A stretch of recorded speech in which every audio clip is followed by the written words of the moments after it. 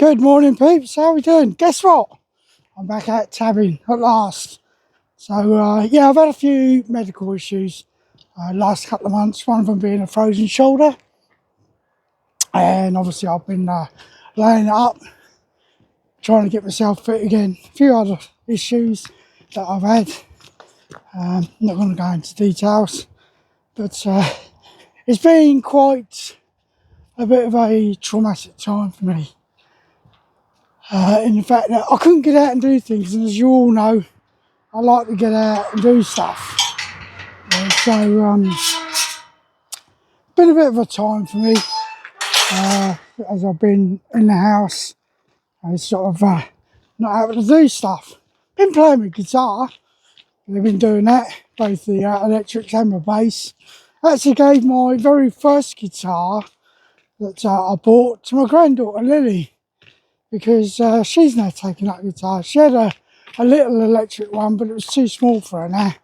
So I've now given her my very first. It's a Stratocaster copy, and she's got that now.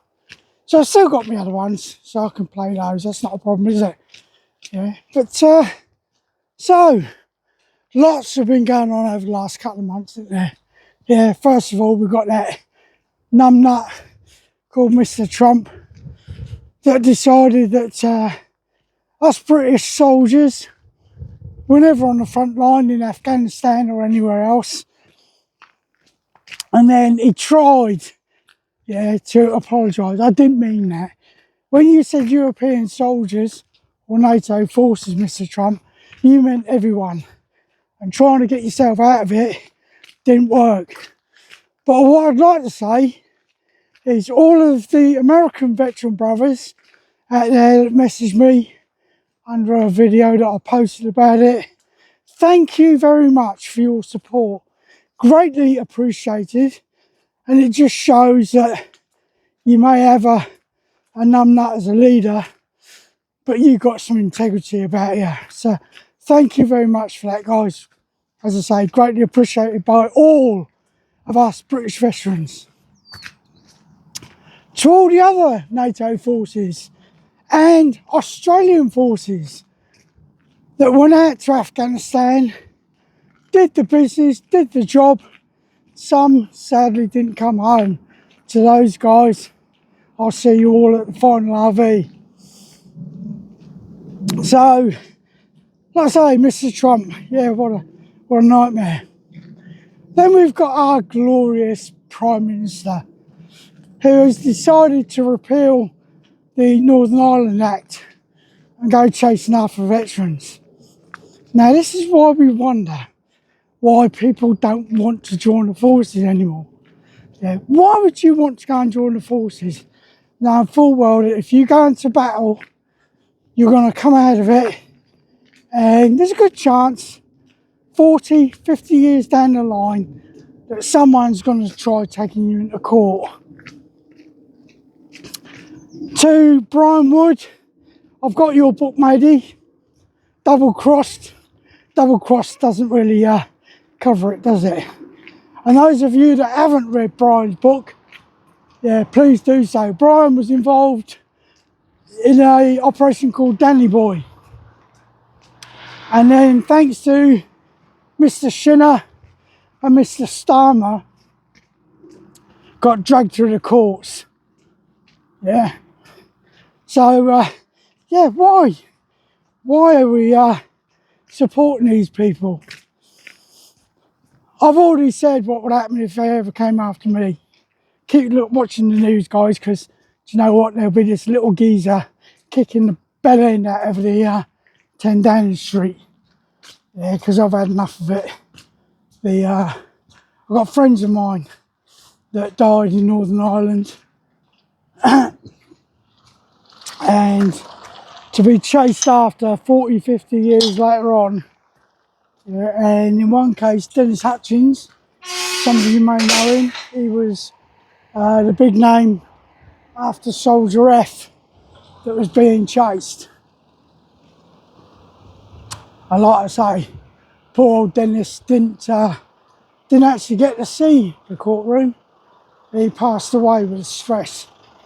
And it's going to be the same with a load of the veterans that are still surviving from Mop Banner now. Yeah, looking over your shoulder, wondering whether you're going to get that brown letter landing on your doorstep. Yeah, well, if you do, guys, we all come together. We all come together and fight this. Yeah, because it's an insult to our service, total insult to our service. And for someone like Starmer, this human rights lawyer, yeah, that's teamed up with Mr. Shinner. Let's not forget that he teamed up with him, yeah, and chased after British soldiers. Yeah, so next time I see him at the cenotaph, yeah, laying a wreath, he's a bloody hypocrite, absolute bloody hypocrite. So there's a few things going on these next couple of months. I've seen one from my very good friend Keith, Let's Tab 59. He's doing a charity march, yeah, doing 28 miles for the unforgotten. Yeah, they helped Keith, and as he says in his video, it's for those people that ended up being injured during the conflicts such as Iraq and Afghanistan. So Keith, you got my 100% support, mate.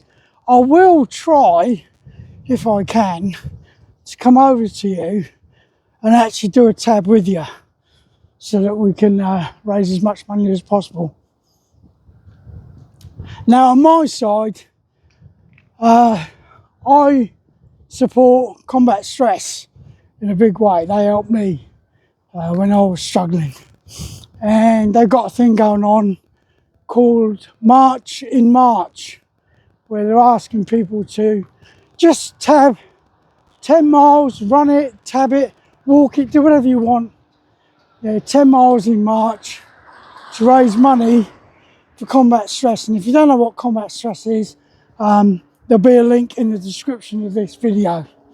Yeah, there'll also be a link in there for a donations page for myself. Now, I don't intend doing 10 miles.